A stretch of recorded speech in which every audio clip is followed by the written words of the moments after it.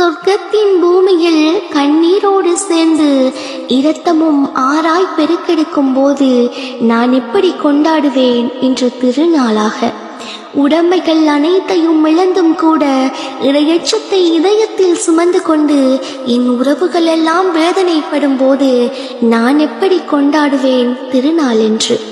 இஸ்ரேலின் ஏவுகணை சீறி பாய்ந்தாலும் வெடிகுண்டுகளோ வெடித்தே சிதறினாலும் இரையச்சமும் ஈமானும் நிறைந்த உள்ளங்களில் தன்னம்பிக்கை தலைதூக்கும் நாளன்று கொண்டாடுகிறேன் திருநாளன்று.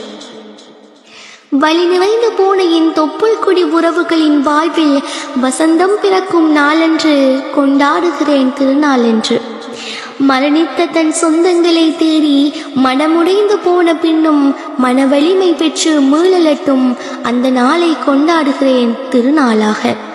வான் உயரத்தில் உலகமே பார்க்கும் அளவு கம்பீரமாய் பலஸ்தீனின் கொடி பறக்கும் அந்த நாளை கொண்டாடுகிறேன் திருநாளாக. இஸ்ரேலிகள் புதைக்க நினைத்த என் தேசத்தின் உரிமையும் சுதந்திரமும் அல்லாஹு அக்பர் என்ற தக்பீர் முழக்கத்தோடு உலகத்தினரின் காதுகளை தட்டிச் செல்லும் அந்த நாளை கொண்டாடுவேன் மாபெரும் திருநாளாக.